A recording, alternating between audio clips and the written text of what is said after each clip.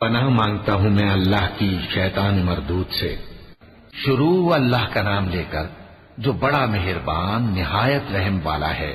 اے نبی، ہم نے تم کو فتح دی، فتح بھی کھلی اور واضح، تاکہ اللہ تمہاری اگلی اور پچھلی کوتاہیاں بخش دے اور تم پر اپنی نعمت پوری کر دے اور تم کو سیدھے رستے چلاتا رہے، اور تاکہ اللہ تمہاری بھرپور مدد کرے۔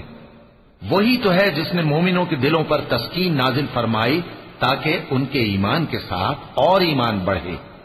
اور آسمانوں اور زمین کے لشکر سب اللہ ہی کے ہیں، اور اللہ جاننے والا ہے، حکمت والا ہے۔ یہ اس لیے کہ وہ مومن مردوں اور مومن عورتوں کو بہشتوں میں جن کے نیچے نہریں بہ رہی ہیں داخل کرے، وہ اس میں ہمیشہ رہیں گے، اور تاکہ ان سے ان کے گناہوں کو دور کر دے، اور یہ اللہ کے نزدیک بڑی کامیابی ہے۔ اور اس لیے کہ منافق مردوں اور منافق عورتوں اور مشرک مردوں اور مشرک عورتوں کو جو اللہ کے بارے میں برے برے خیال رکھتے ہیں عذاب دے، انہی پر برے حادثے واقع ہوں، اور اللہ ان پر غصے ہوا اور ان پر لعنت کی اور ان کے لیے دوزخ تیار کی، اور وہ بری جگہ ہے۔ اور آسمانوں اور زمین کے لشکر اللہ ہی کے ہیں، اور اللہ غالب ہے، حکمت والا ہے۔ اے نبی، ہم نے تم کو احوال بتانے والا اور خوشخبری سنانے والا اور خبردار کرنے والا بنا کر بھیجا ہے، تاکہ مسلمانوں تم لوگ اللہ پر اور اس کے پیغمبر پر ایمان رکھو اور اس کی مدد کرو اور اس کی تعظیم کرو، اور صبح و شام اس کی تسبیح کرتے رہو۔ اے نبی، جو لوگ تم سے بیعت کرتے ہیں وہ در حقیقت اللہ سے بیعت کرتے ہیں، اللہ کا ہاتھ ان کے ہاتھوں پر ہے۔ پھر جو شخص عہد کو توڑے تو عہد توڑنے کا نقصان اسی کو ہے، اور جو اس بات کو جس کا اس نے اللہ سے عہد کیا ہے پورا کرے تو وہ اسے عنقریب اجر عظیم دے گا۔ اے نبی، جو گنوار پیچھے رہ گئے وہ تم سے کہیں گے کہ ہم کو ہمارے مال اور اہل و عیال نے روک رکھا تھا، سو آپ ہمارے لیے اللہ سے بخشش مانگیں۔ یہ لوگ اپنی زبان سے وہ بات کہتے ہیں جو ان کے دل میں نہیں ہے۔ کہہ دو کہ اگر اللہ تم لوگوں کو نقصان پہنچانا چاہے یا تمہیں فائدہ پہنچانے کا ارادہ فرمائے تو کون ہے جو اس کے سامنے تمہارے لیے کسی بات کا کچھ اختیار رکھے؟ کوئی نہیں، بلکہ جو کچھ تم کرتے ہو اللہ اس سے واقف ہے۔ بات یہ ہے کہ تم لوگ یہ سمجھ بیٹھے تھے کہ پیغمبر اور مومن اپنے اہل و عیال میں کبھی لوٹ کر آنے ہی کے نہیں، اور یہی بات تمہارے دلوں کو اچھی معلوم ہوئی اور اسی وجہ سے تم نے برے برے خیال کیے، اور آخر کار تم ہلاکت میں پڑ گئے۔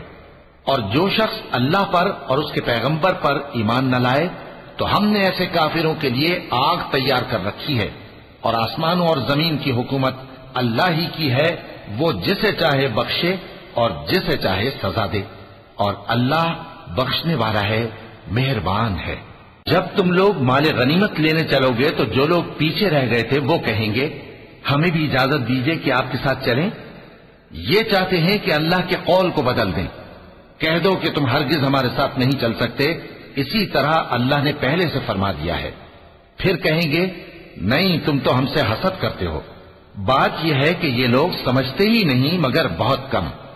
اے نبی، جو گنوار پیچھے رہ گئے تھے ان سے کہہ دو کہ تم جلد ایک سخت جنگجو قوم کے ساتھ جنگ کے لیے بلائے جاؤ گے، ان سے تم یا تو جنگ کرتے رہو گے یا وہ ہار مان لیں گے۔ اگر تم حکم مانو گے تو اللہ تم کو اچھا بدلہ دے گا، اور اگر منہ پھیر لو گے جیسے پہلی دفعہ پھیرا تھا تو وہ تم کو بڑی تکلیف کی سزا دے گا۔ نہ تو اندھے پر سختی ہے سفر جنگ سے پیچھے رہ جانے میں، اور نہ لنگڑے پر اور نہ بیمار پر سختی ہے۔ اور جو شخص اللہ اور اس کے پیغمبر کے فرمان پر چلے گا اللہ اس کو بہشتوں میں داخل کرے گا جن کے نیچے نہریں بہ رہی ہیں، اور جو روح گردانی کرے گا وہ اسے دردناک عذاب دے گا۔ اے پیغمبر، جب مومن تم سے اس درخت کے نیچے بیعت کر رہے تھے تو اللہ ان سے خوش ہوا، اور جو صدق و خلوص ان کے دلوں میں تھا وہ اس نے معلوم کر لیا تو ان پر تسکین نازل فرمائی اور انہیں جلد فتح عنایت کی، اور بہت سی غنیمتیں وہ آئندہ بھی حاصل کریں گے، اور اللہ غالب ہے، حکمت والا ہے۔ اللہ نے تم سے بہت سی غنیمتوں کا وعدہ فرمایا ہے کہ تم ان کو حاصل کرو گے، پھر اس نے یہ غنیمت تمہیں جلدی سے دلوا دی اور لوگوں کے ہاتھ تم سے روک دیے۔ غرض یہ تھی کہ یہ مومنوں کے لیے اللہ کی قدرت کا نمونہ بن جائے اور وہ تم کو سیدھے رستے پر چلائے، اور کچھ اور غنیمتیں دے گا جن پر تم قدرت نہیں رکھتے، اور وہ اللہ ہی کی قدرت میں ہیں، اور اللہ ہر چیز پر قادر ہے۔ اور اگر تم سے کافر لڑتے تو وہ پیٹ پھیر کر بھاگ جاتے، پھر وہ کسی کو نہ دوست پاتے اور نہ مددگار۔ یہی اللہ کی عادت ہے جو پہلے سے چلی آتی ہے، اور تم اللہ کی عادت میں کبھی تبدیلی نہ پاؤ گے۔ اور وہی تو ہے جس نے تم کو ان کافروں پر فتح یاب کرنے کے بعد سرحد مکہ میں ان کے ہاتھ تم سے اور تمہارے ہاتھ ان سے روک دیے، اور جو کچھ تم کرتے ہو اللہ اس کو دیکھ رہا ہے۔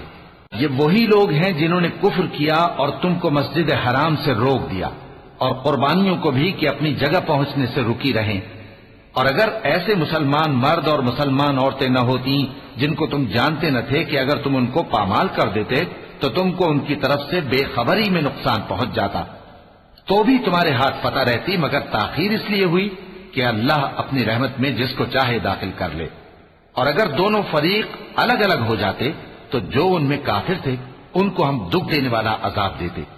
جب کافروں نے اپنے دلوں میں ضد کی، اور ضد بھی جاہلیت کی، تو اللہ نے اپنے پیغمبر اور مومنوں پر اپنی طرف سے تسکین نازل فرمائی اور ان کو پرہیزگاری کی بات پر قائم رکھا، اور وہ اسی کے مستحق اور اہل تھے، اور اللہ ہر چیز سے خبردار ہے۔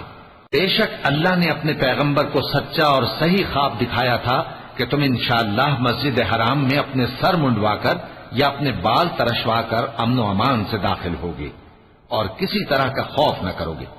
جو بات تم نہیں جانتے تھے اللہ کو معلوم تھی، سو اس نے اس سے پہلے ہی جلد ایک فتح عطا فرمائی۔